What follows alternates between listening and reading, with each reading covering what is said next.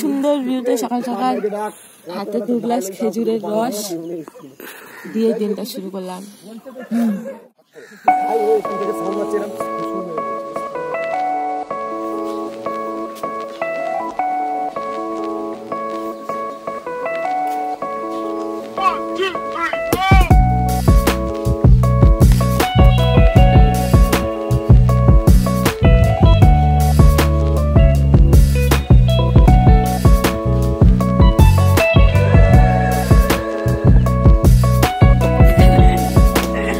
সকালবেলা সকালবেলা খেজুরের রস খাওয়ার পরে তখন খেয়েছিলাম প্রায় 6টা, এখন বাজে 7:30। এখন ক্যাম্প থেকে এসে চা দিয়ে গেল, খাবো না করে নিয়ে নিয়েছি চা। বাইরে বাইরে তো চা খাস না?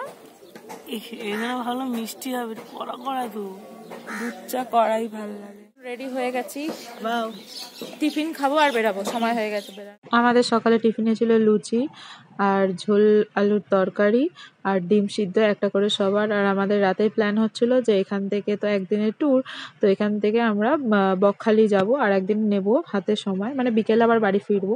তো সেই ভেবেই আমরা তাড়াতাড়ি করে এখান থেকে বেরিয়ে গেছি। আর সবাই বলে এখান থেকে বকখালি বেশিক্ষণ লাগে না, বাইকে খুব জোর 30 থেকে 40 মিনিট। তো আমরা টিফিন করে এখানে তাড়াতাড়ি করে বেরিয়ে গেছি বকখালির উদ্দেশ্যে।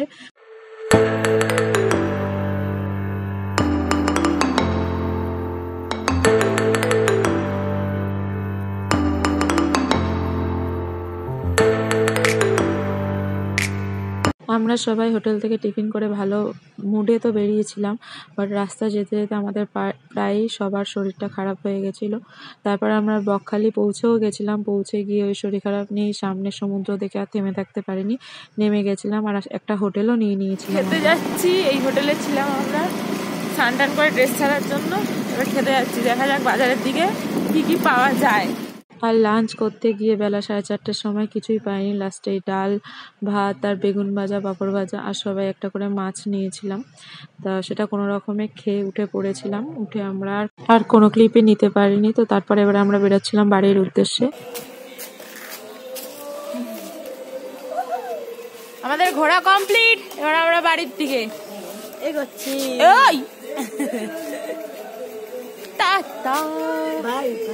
হোটেলটাকে টাটা বলছি। আমাদের ঘোরা কমপ্লিট বকখালিতে, এবার আমরা বাড়ির দিকে।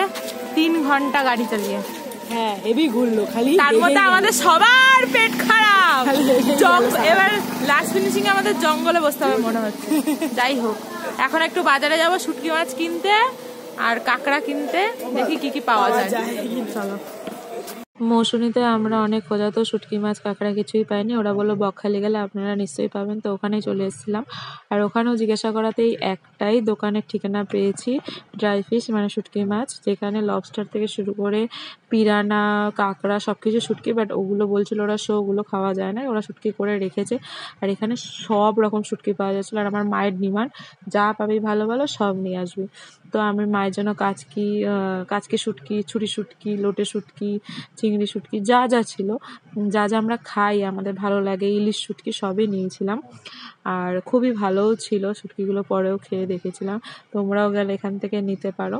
আর আমরা এখানেও কাঁকড়া পাইনি, তাই জন্য আমরা বেরিয়ে পড়েছিলাম যে একেবারে এবার বাড়িতে গিয়েই থামবো। তো আর মাঝখানে ক্লিপ নেওয়া হয়নি। আর আমরা এখান থেকে আলু বিরিয়ানি কিনে বাড়ি চলে গেছিলাম। আর বাড়ি পৌঁছাতে পৌঁছাতে অনেক রাত হয়ে গেছিলো। তো যাই হোক, আমাদের সবারই প্রায় বাড়ি পৌঁছাতে পৌঁছাতে এনার্জি লস হয়ে গেছিলো, আমি তো প্রায় ঘুমিয়েই পড়ছিলাম।